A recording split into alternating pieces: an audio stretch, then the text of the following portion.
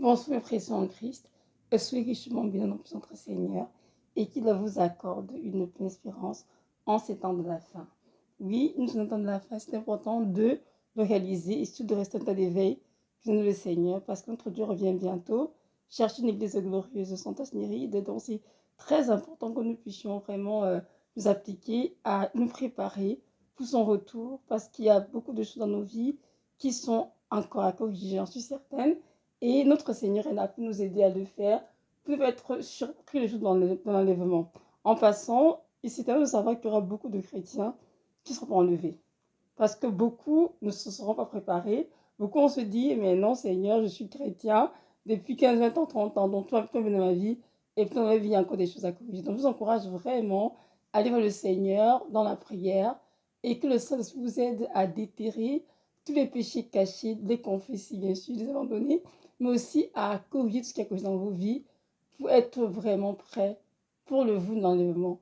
Il faut se préparer pour l'enlèvement, c'est très important. Et c'est un concept que beaucoup de chrétiens semblent ignorer en disant qu'ils seront sauvés une fois pour toujours. Non, il faut vraiment se préparer parce que rien de souillé n'entrera le royaume des cieux. Donc voilà. Aujourd'hui, je vais parler d'un message qui concerne vraiment les couples mariés. Et j'aimerais vraiment que les femmes à qui je vais adresser ce message ouvrent grandement le explorant bien ce que le Seigneur est en train de vouloir leur transmettre. Moi, je m'appelle Evelyne, je suis mariée depuis bientôt, enfin depuis plus de 15 ans, je pense, je ne me trompe pas. Et c'est sûr que de mon mariage, j'étais une jeune fille dans la vingtaine. Et avec ce temps, j'ai appris beaucoup de choses avec le Seigneur. Et j'ai compris qu'il est vraiment important d'obéir au Seigneur. Dans 1 Pierre 5, Éphésiens 5, pardon, verset 22, il est dit ceci, femmes, soyez soumises à vos maris, comme au Seigneur. Amen. Donc Dieu désire que les femmes mariées soient soumises à leur mari. Et c'est très biblique. Cependant, le mot soumission va être très confusion. Il y a beaucoup de sœurs qui pensent que se soumettre en fait, c'est devenir l'esclave de l'homme, ou bien c'est qu'elle n'a plus de vie et disparaît dans le couple. Mais en fait, ce n'est pas vrai. La soumission biblique sur le cœur de Dieu, c'est vraiment la femme qui travaille avec son mari. Ils sont en mission tous les deux. Seulement, comme l'homme a été créé avant la femme, l'homme est l'esprit de la femme. Donc, dans le couple, s'il y a des décisions à faire, ils vont discuter ensemble, en couple, ils vont décider. Et si jamais c'est difficile, celui qui a tranché c'est le mari, parce que c'est quelque chose de famille. C'est tout. Mais être soumis, ça ne veut pas dire qu'on peut pas son point de vue, qu'on ne peut pas dire ce que l'on pense ou quoi que ce soit. Non, ça n'a absolument rien à voir. Et mari, lorsqu'on dit dans la parole que la femme doit être soumise à son mari, ça ne veut pas dire non plus que la femme est ton esclave, que tu en fais ce que tu veux, c'est un objet pour toi, pour jouer aucunement non plus. Tu dois aimer ta femme, tu dois respecter ta femme, tu dois l'honorer et la traiter, comme ça dit, un vase de plus fragile. Amen. Donc, lorsqu'on parle de soumission, ça ne va dire que la femme sera esclave de son mari et puis elle n'a plus de vie, elle n'a plus de personnalité, elle n'a plus rien. Non, c'est pas ça que ça veut dire. Maintenant, ma vidéo à moi aujourd'hui, le but c'est vraiment de justement dire aux sœurs que le fait que vous soyez sous vos maris ne va dire que vous êtes devenu esclave. Parce qu'il y a une différence entre une femme soumise au Seigneur et un esclave. Nous, je beaucoup d'hommes, de ma propre culturelle, comprennent mal le concept de soumission. Donc, beaucoup ont tendance à vouloir traiter leurs femmes comme des esclaves. Et la femme devient, dans le ménage, comme un objet, en fait, qu'on a acheté, on dirait, et qu'on peut faire ce qu'on l'en fait avec à sa guise. C'est absolument, comment dirais-je, inacceptable dans un couple marié où rien d'amour, où crise de fondement. Parce que lorsqu'on aime quelqu'un, on ne peut pas traiter cette personne comme un déchet, un esclave. Déjà, une des lois de la parole, la deuxième la plus importante, c'est tu aimeras ton prochain comme toi-même. Amen. Donc, si tu aimes ta femme comme ton prochain, tu peux la maltraiter, ni la persécuter, ni la traiter comme un esclave. tu dois plutôt l'élever, l'honorer, la nourrir, prendre soin d'elle. Maintenant, il y a beaucoup de couples mariés et même des chrétiens dans lesquels les femmes sont traitées comme des esclaves. L'homme est le chef de famille, il est extrêmement autoritaire, celui qui décide de tout. Tout le monde doit se mettre au pas, il faut faire ce qu'il demande. Autrement, on est forcément mal vu. Femme, je sais que c'est difficile, parce que nous sommes des êtres fragiles, hein, c'est la parole, et nous aimons pour de vrai, avec notre cœur. Et parfois, nous voulons tellement avoir la paix qu'on est prêt à se mettre à n'importe quoi pour garder la paix dans le couple et pour satisfaire le mari. Si je vous dis que vous vous comportez ainsi, c'est vous-même vous livrez à une forme d'esclavage. La femme chrétienne dans son couple doit savoir que Jésus-Christ est son premier époux, est son Seigneur, son Sauveur, et que le mari vient en seconde position dans sa vie. Ce que Dieu dit est plus important que ce que le mari dit ou pense. Si Dieu te dit, par exemple, sanctifie-toi et ne mets plus de mini-jupe parce que c'est indécent. Mets-toi des longues robes, des longues jupes. Ton mari te dit que non, ma chérie, je te veux en mini-jupe parce que j'aime te voir ainsi, car tu es belle et séduisante. Une femme chrétienne qui est vraiment en restant dans la parole, qui comprend bien c'est quoi la sanctification, c'est quoi le but de sa vie chrétienne, elle va dire non, mon chéri, avec beaucoup de douceur, hein, sans crier, sans manquer de respect. Elle va dire non, mon chéri, je ne peux pas m'habiller ainsi parce que cela désonne mon Seigneur. Alors, je vais vraiment m'habiller comme tu me l'as demandé parce que je veux honorer le Seigneur. Je veux t'honorer parce que tu es mon mari, en faisant mon corps correctement. Et enfin, j'aimerais bien entrer au ciel et non vivre ma vie en enfer parce que je désolé au Seigneur. Ah, c'est qui est vraiment, c'est ce qu'elle ferait. Une femme chrétienne qui a peur d'être rejetée. Elle a peut-être peur d'être maltraitée ou persécutée ou bien, peu importe.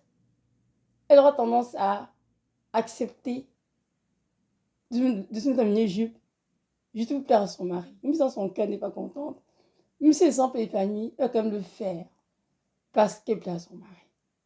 Et vous, tellement son mari est tellement d'emprise sur elle qu'elle ne peut ne pas le satisfaire. Alors, la femme chrétienne se comporte ainsi, ça montre tout simplement qu'elle a encore besoin de faire un travail en elle, le Seigneur, pour arriver à ce point où elle n'est plus contrôlée par un homme. Elle va trouver sa vie où ce que Dieu dit passe en premier avant tout être humain. Que ce soit son mari, ses parents ou ses enfants. Elle doit comprendre que c'est Dieu qui l'a créé. C'est Jésus qui l'a sauvé. Et qu'à fin de temps, le seul juste sera le Seigneur et non son mari. Donc, tout ce qu'elle prenait comme justification, devant Dieu, ça ne marchera pas. Elle aura la conséquence qui va avec le péché qu'elle aura commis, malheureusement. Peu importe la justification. Donc, une femme qui a compris cela ne peut pas se soumettre à son mari, de ce côté-là, voyez-vous. Elle va tenir tête. Mais comment? Excusez-moi, hein, pas en étant insolente, ou en criant, ou en échouant le mari, loin de là. Avec de douceur et de respect, elle saura lui faire comprendre qu'elle ne peut pas se mettre en mini-jupe. Parce que, monsieur, parfois, elle porte une mini-jupe, Dieu lui a enseigné que c'est pas bon pour elle, que c'est indécent, et qu'elle doit s'habiller avec décence, avec pudeur et modestie, comme ce qu'il y a dans la parole. Dans 1 Timothée 2, verset 9.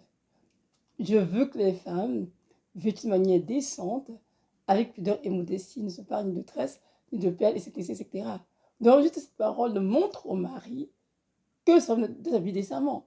Alors, c'est que la mini-jupe, nous sommes tous d'accord qu'elle n'est plus décente. On va sécu ses jambes et ça devient l'impudicité. Un mari qui lit les Écritures et qui est sous cet esprit de Dieu va forcément comprendre cela. Mais des maris qui, ils ont été à l'église, ils sont très charnels, hein, très dans le monde à fond. Il y a aussi d'autres des hommes qui sont encore des païens. Et là, ce sera plus difficile parce que non, lui veut que sa femme lui fasse plaisir. Donc, il va l'amener tout simplement à s'habiller en mini-jupe et puis c'est tout. Non savoir que se soumettre à un homme ne veut pas dire fais tout ce qu'il nous demande au nom de l'amour. On fait ce que nos maris nous demandent. Si ce qu'ils nous disent est dans le de Dieu, et nous conduit pour pécher. C'est ça, être soumis à son mari. Ce n'est pas faire tout ce qu'il désire. Non, non, non, non. Pour satisfaire ses capacités charnelles, absolument non. Pour se comporter ainsi, on est en train de se souiller et péché non confessé conduit ou en enfer. Tout simplement. Peu importe les justifications qu'on donner après. Ça ne change rien pour le Seigneur. Lorsque je me suis mariée, j'étais dans la vingtaine. Et évidemment, j'ai vu que le Seigneur.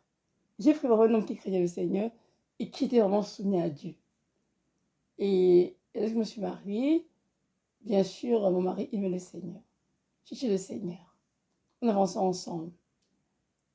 À un moment donné de la sanctification, lorsque à un moment donné de la vie chrétienne, lorsque le Seigneur m'a visité pour que j'entame mon processus de sanctification, il y a des choses auxquelles il s'opposait, il n'était pas d'accord. Par exemple, le port du pantalon. Il m'a dit, mais non, c'est pas du tout biblique, c'est un fait de pantalon, et pourtant pour femme, on me dit non. Dans Deutéronome 22, verset 5, il est écrit ceci, une femme ne portera pas vêtement d'homme, et un homme ne portera pas vêtement de femme. Quiconque fait cela est en abomination à l'Éternel. Est en abomination à l'Éternel. Donc, si Dieu a écrit cela dans Deutéronome 22, verset 5, c'est dit que porter un pantalon, c'est un péché. Un peu, c'est tout. Ce pantalon est écrit à l'origine pour qui? Pour l'homme et non pour la femme. Aussi simple que ça, nous sommes d'accord. Même si plus tard dans la société, le pantalon a été autorisé dans plusieurs sociétés à cause de la montée du féminisme et toutes de choses, on sait très bien qu'au tout départ, les pantalons étaient interdits chez les femmes. Il y a un pantalon, elle se voyait payer une amende. Vous voyez? Donc, nous savons tous, même si le Seigneur a réussi à séduire être humain, car coutu femme, coutu homme, sont des histoires de mis debout parce que le pantalon a été créé pour l'homme. Et donc, je fais mon histoire, il s'est opposé. Évidemment, je disais, ok Seigneur, là je suis mariée, tu as dit il faut se soumettre à son mari, il faut écouter ce que dit son mari. Et j'étais troublée. Je priais et c'était vraiment à la maison une sorte de tension parce qu'il n'était pas d'accord avec ce concept. Il disait que non, j'exagérais. Et je disais que mes témoignages des sœurs et tout, mais ce sont des bêtises, faut écouter ces deux choses. Et je dis Seigneur, je t'en prie, parle-moi. Dieu commence à me parler. Dans mes rêves, il m'a dit clairement, tu dois arrêter de mettre ton pantalon. Je vais mettre mon homme. Il dit, qui est ton Dieu? Qui t'a sauvé? Il dit, c'est toi, Seigneur. Il dit, c'est moi qui présente ton mari. C'est moi qui te donne ton époux. Ne lui pas comme ce que tu as prié pour te marier. Lui, Seigneur. Il doit obéir à ce que je te dis. Et continue de prier pour lui. Je lui parlais avec le temps. Donc, évidemment, j'ai obéi. Hein. J'ai dit, Seigneur, en tout cas, même si il me rebutait, comment je obéis à ta parole. Donc, j'ai jeté tous les pantalons et j'ai commencé à mettre en longue jupe et en longue robe. Et je sais bien comment il va commencer à mettre dans les commentaires, mais en grosse longue jupe, en grosse longue robe, il était très très content, je le voyais très bien. Le Seigneur a dit, ne t'inquiète pas. Ce qui compte, c'est que tu obéisses. Un temps viendra, il va comprendre ces choses. Donc, pour l'instant, laisse-le comme ça et marche avec moi. Toi, avance avec moi. Donc, je l'ai laissé dans cet état de mécontentement et j'ai continué à me sanctifier. Donc, je mettais vraiment les jupes et les robes comme je m'avais ordonné le Seigneur. Donc, c'est comme ça que j'ai continué le Seigneur. Et jusqu'au jour où je vous parle. Si vous voulez tout savoir, la vérité, c'est que je me suis enseignée à mes filles qui sont encore toutes petites, elles sont encore primaires. Et l'une d'elles a rencontré le Seigneur en vision au ciel. Et je lui ai dit, les pantalons, je faisais vêtements d'homme, ne les porte pas mon enfant. Donc mes filles m'ont écouté avec le fait que Dieu leur avait parlé. Et depuis lors, on se met tous à la maison, en robe et en jupe. Mon mari n'est pas d'accord. Et il est, comment dire, il a démontré ce mécontentement face à l'enseignement qui vont être erronés et venant de l'enfer. Et jusqu'au jour où je vous parle, comme je vous disais tout à l'heure, il n'a toujours pas changé d'avis. Il nous laisse s'habiller comme nous voulons. Quand il fait les courses avec les filles, il achète des robes, hein, des jupes pour elles, c'est ce qu'elles veulent. Mais dans son cœur, il n'est pas d'accord. Et ce m'a dit, continue de prier. Ses yeux ne font pas s'ouvrir. Il dit en tout cas, Seigneur, j'avoue que c'est long les yeux pour s'ouvrir. C'est quand même plusieurs années, Seigneur Jésus, que je prie. Mais il est toujours après moi pour me dire que non, le fait de porter que les jupes ou les robes, c'est pas de Dieu. Il m'a dit, il est pour l'instant de ce point spirituel aveuglé, mais continue de prier. Je finis par ouvrir ses yeux. Il dit, ok, c'est continue de prier. Donc, je peux vous dire que être soumise à un homme ne veut pas dire être devenir son esclave. Être soumis me dit, fais ce que l'homme te dit de faire, qui est de Dieu, qui ne te conduit pas à pécher contre le Seigneur ou à déshonorer ton propre corps en tant que femme. Et nous pouvons aller dans beaucoup de sens avec ce fait de déshonorer son propre corps. Mais comprendre simplement en gros que un homme marié ne doit pas t'obliger, toi qui n'es pas marié, ton mari veut dire ne doit t'obliger à faire des choses qui attristent le Saint-Esprit ou qui pourraient te conduire en enfer. Oui, jamais. Après l'enlèvement de cette terre, il n'y aura plus de mariage. Aussi, on sera tous comme des anges. Donc, si tu t'appliques à chercher ta ton mari, à faire toutes ces quatre volontés, une des volontés qui sont contre la parole de Dieu, qui peut faire plaisir, à la fin, ma soeur, c'est toi qui vas perdre. Parce que tu vas tomber en enfer, à te brûler. Et tu as dit, si je savais, mais ce sera trop tard. Femme chrétienne, femme mariée chrétienne, je veux dire, réveillez-vous. Réveillez-vous et obéissez au Seigneur et non à un homme. Bien sûr, on peut dire non avec beaucoup de respect, avec mon attitude, beaucoup d'humilité. Je ne sais pas dire, parce qu'il faut aussi dire non avec arrogance, avec orgueil, avec des injures, des insolences. Non, non. Ça, c'est déshonorer son mari et le Seigneur Jésus qui n'aime pas ça du tout. On peut dire non avec beaucoup de respect. Comme dit mon mari, je ne prends pas pantalon parce que Dieu me l'a enseigné que c'était ainsi. Et c'est tout, point barre. Mais je ne fais plus de discussion que son tour ou bien faire une gravure, aucunement. Et je m'habille comme ça parce que je suis une invitée créée à part entière. Quand je m'habille, je me mis. Si mon Dieu est content, c'est ça qui compte. Si mon mari a besoin de faire du chemin au Seigneur dans cette éducation, qu'il le fasse. Maintenant, moi, je vais obéir. Et même dans la vie des Actes, vous vous souvenez quand l'apôtre Pierre a prêché et qu'on l'a battu de verge, et on lui a d'arrêter de prêcher au nom de Jésus. Il a continué de prêcher, il a dit, mieux vaut obéir à Dieu qu'aux hommes. Et chacun de nous doit marcher ainsi. Mieux vaut obéir à Dieu qu'aux hommes. Ton mari, ce n'est qu'un homme. Ce n'est pas un Dieu, ce n'est pas un surhumain. Il n'est qu'un homme, comme un pécheur comme toi. Il a aussi ses choses à traiter dans sa vie. Donc, nous sommes tous à l'école du Seigneur. Nous n'est parfait. On tente toute la perfection. Et on doit nous entraîner à écouter le Seigneur, obéir au Seigneur d'abord. Et laisser de côté les caprices des maris, les caprices que les gens utilisent dans leur vie pour nous soumettre à des esclaves. Il faut dire non à cela. Car c'est la liberté que Christ nous a franchie. Alors nous devons vivre libre de le Seigneur, libre de le suivre, de l'adorer, de l'aimer. Libre, c'est important. Parce que parfois, votre mari, on va marcher dans la rue, mais on n'est pas libre. On est sous contrôle, on est contrôlé, on est oppressé. Et ça, c'est de Dieu. Un mari qui aime n'oppresse pas. Un mari qui aime ne maltraite pas, ne persécute pas. Ou non. Mais souvent, malheureusement, il y a des maris qui laissent dans leur vie des portes ouvertes. Et des démons entrent par là et les conduisent à oppresser leurs épouses. Et c'est très triste. La zone de délivrance. Amen. Donc, ma sœur, je dis aujourd'hui, dans cette vidéo, en toute chose prie, en toute chose, chère de Dieu, fais ce que Dieu te dit, si tu l'as entendu clairement. Et aussi à côté, comme tu pries pour ton mari, afin que Dieu ouvre ses yeux, afin que Dieu donne la grâce de comprendre la situation et ce qu'il faut faire exactement. La femme chrétienne est celle qui doit moins parler, mais plus prier. C'est dans la prière que Dieu va toucher le cœur de son mari et elle amène à comprendre certaines choses qui semblent difficiles pour lui. Mais il faut tout de même agir efficacement, poliment, gentil, beaucoup d'amour, prendre position pour la vérité. Amen. Notre Dieu est grand, il est puissant et à lui rien n'est impossible. Lorsque nous marchons le Seigneur, nous avons une crainte. Et moi, de mon mariage, je crée tellement comment dirais-je, mettre mon mari en colère, de des choses, je dis que, ok, juste le faire pour la paix. Tu m'as dit que non, ce que tu ne feras pas pour la paix. Et les choses, dès que tu prends position, pour la vérité, même si tu vas souffrir, même si tu te persécutes, même si tu te rejettes, même si tu t'insultes, tu dois sortir cela pour pouvoir vaincre, Evelyne, parce que être chrétien, c'est aussi aimer la vérité, la rechercher la vérité, la déclarer et y prendre position.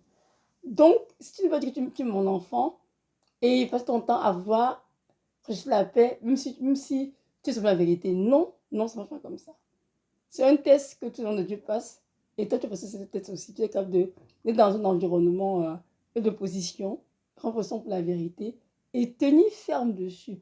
Peu importe ce qu'on va te faire, même si on te décapite, tu vas tenir ferme sur ta vérité. Comme là, je t'ai dit, mon enfant, le plan de mon homme, je ne porte plus en tant que ma fille, ma servante. Un peu, c'est tout. Que ton mari soit d'accord ou pas, c'est le même problème. Quand je prie pour lui, je le visite en son temps. Toi, pour l'instant, tu obéis et tu avances. Alors, c'est ce que j'ai fait. Donc, femmes chrétiennes, écoutez Dieu, sanctifiez-vous et ne soyez pas des femmes négligentes qui veulent à tout prix plaire à un homme et rater le ciel à cause d'un homme. Rappelez-vous, Jésus qui est le seul juge qui a le pouvoir d'envoyer une âme aussi en enfer. Rappelez-vous que le seul qui a racheté vos âmes au prix de sa vie, de son sang précieux, et qu'aucun être humain, même votre mari, ne peut mourir à votre place. Alors, à vous de choisir à qui vous devez obéir en premier, à Dieu ou au mari. À vous de répondre. Que Dieu vous bénisse. Dans cette grâce, mes sœurs, des femmes courageuses. N'ayez aucune crainte. Dieu vous aime tel que vous êtes. Une femme qui se sanctifie, vit décemment, elle est belle aux yeux de Dieu. Elle est belle aux yeux du monde. Les affaires de mini-jupe, parures, talons, je ne sais pas, maquillage, ce sont des affaires de Jézabel. Et les femmes du monde, ça qu'elles mettent tout séduire. Alors nous, qui sommes des saintes femmes, devons donc nous comporter différemment. Différemment. Donc, moi, j'ai parlé juste du port du pantalon de sanctification, hein, mais ça peut être aussi beaucoup d'autres sujets hein, dans le couple. Dans tous les cas de figure, il faut juste prier. C'est ce que Dieu en pense et c'est ce que Dieu dit. Et au mari, juste lui parler avec douceur et mettre votre point de vue et continue de prier pour lui jusqu'à ce que Dieu ouvre ses yeux. Si c'est une décision qu'il faut une décision, ça, sans ce que vous avez dit, pas de problème qu'il fait une décision, ça le regarde, mais vous continuez de prier à côté afin que Dieu le dirige, le guide et que seule la volonté du Seigneur soit faite dans votre maison. Donc voilà, soyez richement bénis et que notre Dieu vous comble de toutes ses grâces. Rappelez-vous qu'il vous aime et que vous êtes belle au naturel, mes sœurs en Christ. Et n'a besoin de mettre la parure d'Isabelle pour séduire ton mari, pas besoin. Il veut juste être naturel, propre et c'est tout. Shalom, shalom.